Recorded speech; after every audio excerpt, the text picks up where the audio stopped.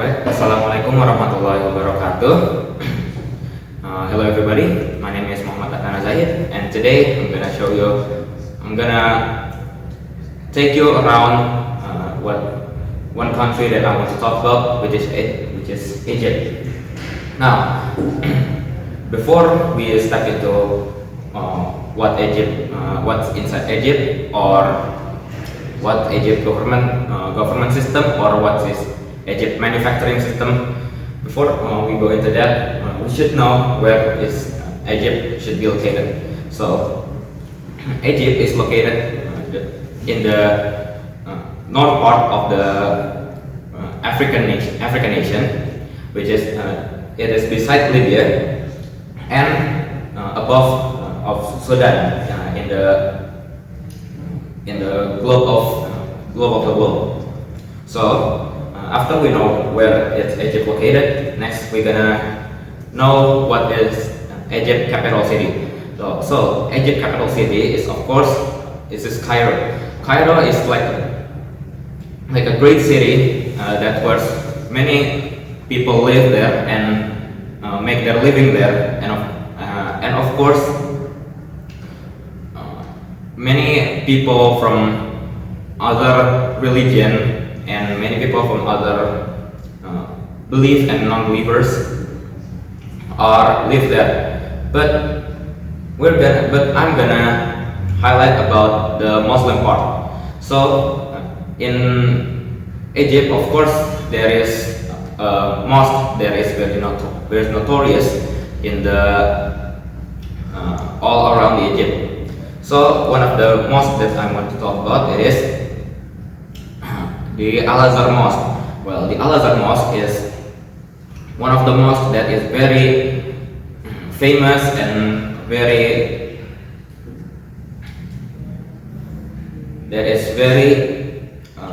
almost all Egyptian know it. And for the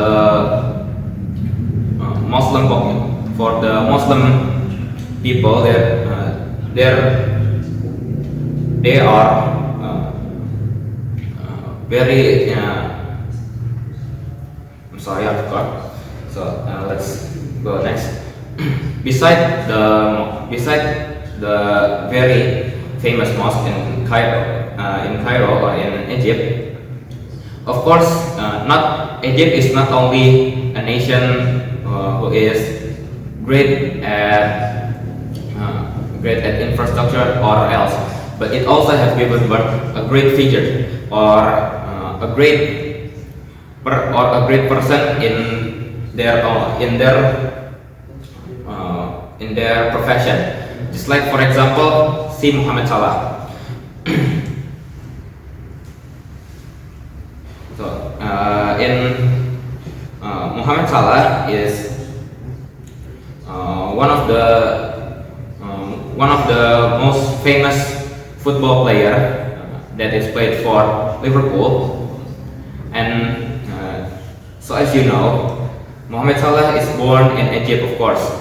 And before we jump into the next slide, I forgot to tell you about the governmental system. So the governmental system in the Egypt is they use the semi-presidential, or we can call it as they use president, they use prime minister, and other else.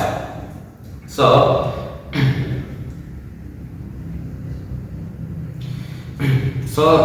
not only a great figure, great location, good governmental system, but also Egypt has a good local cuisine that maybe in some other countries their food is maybe already famous in there. Just like, for example, just like shawarma. Shawarma is actually originated from Egypt, but the food is already common sense in all around the globe. So besides the local cuisine, and there's also something that is made like made Egypt very famous, that which is the Great Sphinx. The origin. So why is the Great Sphinx exist? So there is a tale that is one ruler of the pharaoh that he wants to make a memento of himself and his pet, which is a cat. So he ordered his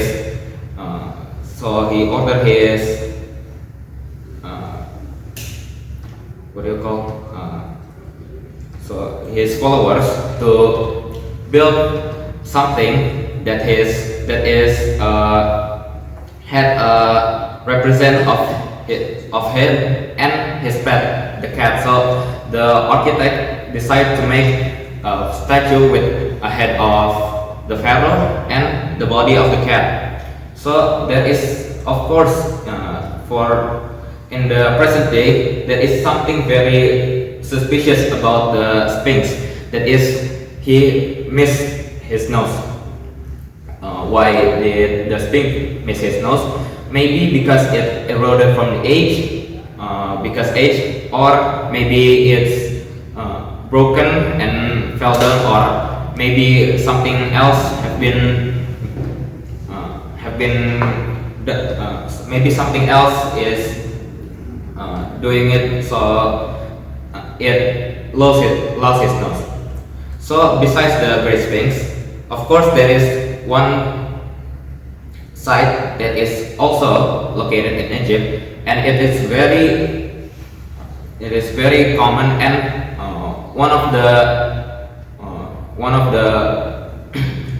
the seven wonders, which is the Great Pyramids or the Pyramid of Giza. So the Pyramid of Giza is one of the largest pyramid, or maybe it could call to be the biggest pyramid in the world. So that's why it nominated as the Seven Wonders. So what is inside the Great Pyramid? Of course, inside the Great Pyramid is there is a tomb for a king, there's a tomb for a queen, and there's also a chamber for his treasure, a chamber for his successor, or for his followers, or or we should call it like their prime minister. There is a tomb for that, and that is not all of the inside of the Pyramid of Giza. And today, or in the present day, they just found a hidden chamber near the king's chamber, and the passage through the hidden rooms where his treasure is stored. So after we travel around the Pyramid of Giza, also Egypt is very famous about their gods. Their gods is very unique because their gods has their own power, and there is a lot of them. So their gods is just like there's just like descendants. There's just like father, and they have mother, and they have son. And after son they have the grandson. So that is just like a family tree, but exclude there are gods. So these gods have different ability and different power, and also different use in their power. So, like for example, I would like to talk about some of the Egyptian god that I've searched on Google, or something that I found on book. That is one of them is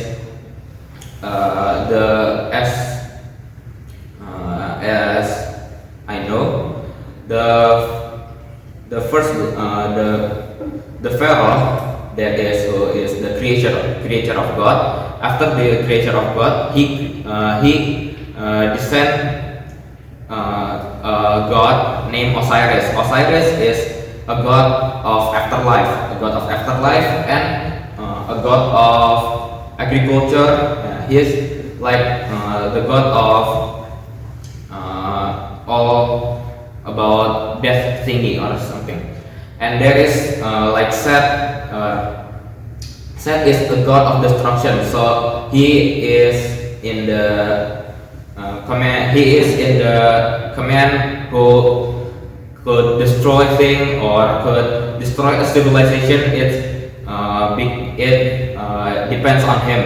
It's based on the Egyptian mythology, and there is of course Anubis, as it very commonly in the ears of in our ear.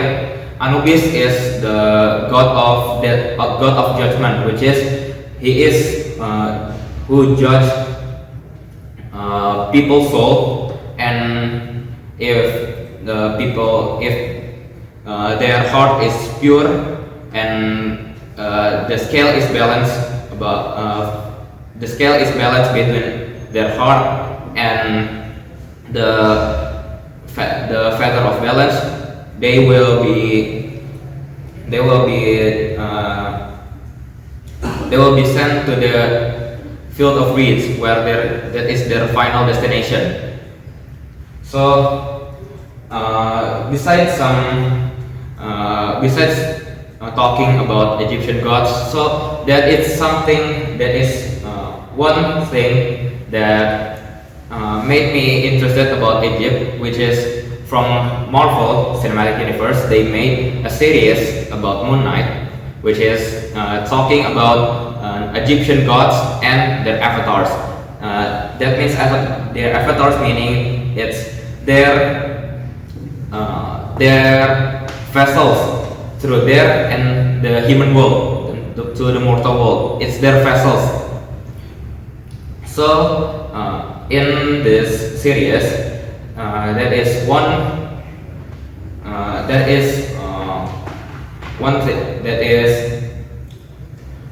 two gods clashing each other, which is the one is he wants to judge a people after he committed a crime, and the second one is she wants to judge a people before he even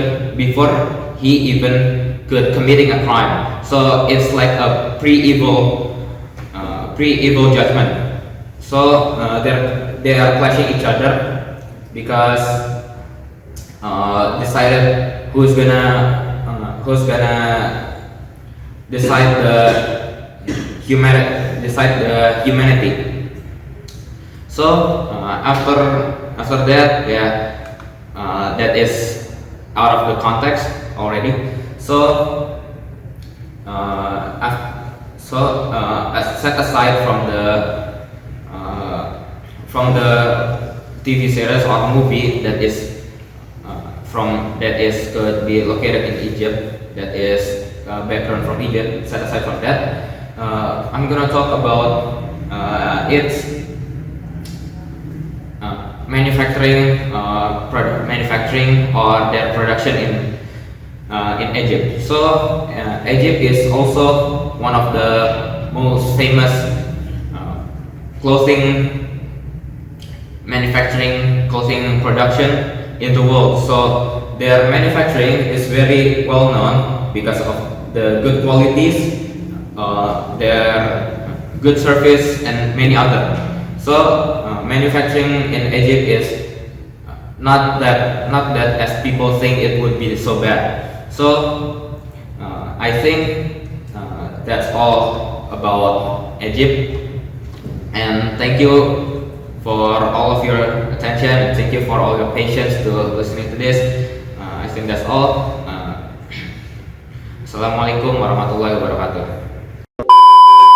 Okay, now continue from the past video about Egypt.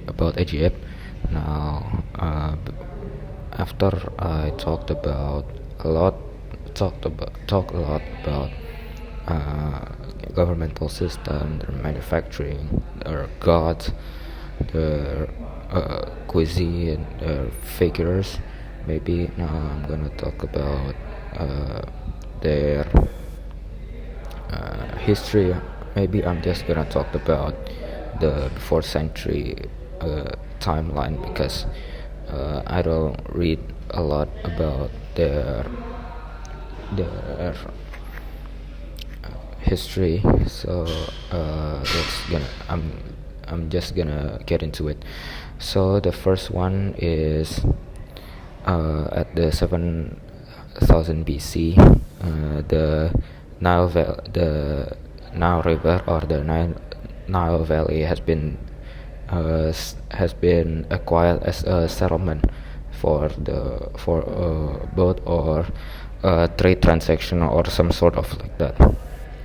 And then let's move to the 3000 before centuries. That it is when the upper the upper kingdom and the lower kingdom of the Egypt are united because before the 3000 BC they were very they acknowledge for maybe they're clashing each other or maybe they have a bad history about them. So maybe this is a very very good progress for Egypt because they have improved and they learn how to acknowledge for each kingdom. And then move to the south 2500 BC, which is the firstly constructed of the pyramid has been begun. So the pyramid that has been constructed, maybe it can be called, or it could be the Great Pyramid as I mentioned before, or maybe it's something else pyramid. I don't know the details yet, but it's quite interesting to talk about the pyramid because the pyramid itself, it's for I know it's like a special tomb for a pharaoh and for his family or for his minister, where their final rest or as their tomb. So and then move to the 669 before century. There was when the Assyrians or one organization is they are conquering the Egypt. So I don't really even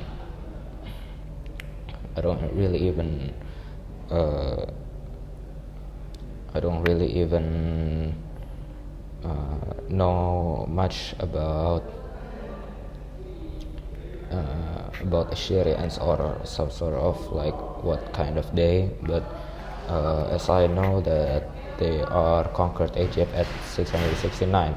So and then let's move to the 525, which is the Persian or the Persian Empire. They are conquering Egypt after they have been conquered by Assyrians.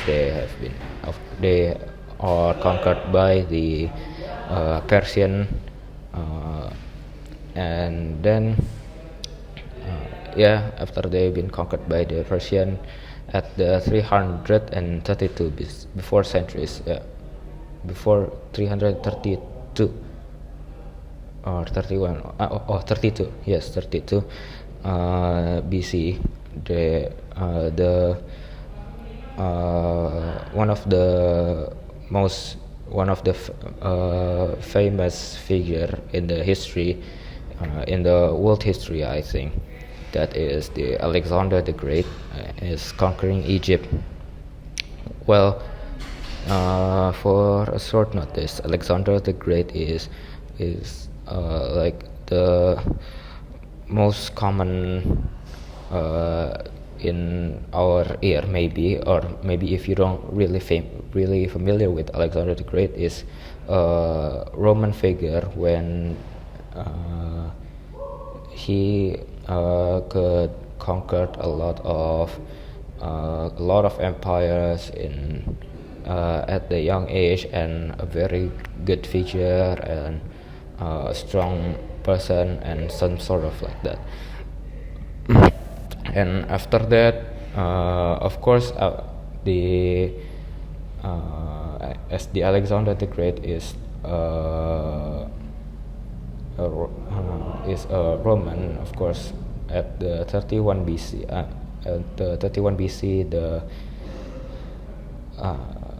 the Egypt nation is been conquered by, of course, the Roman Empire, because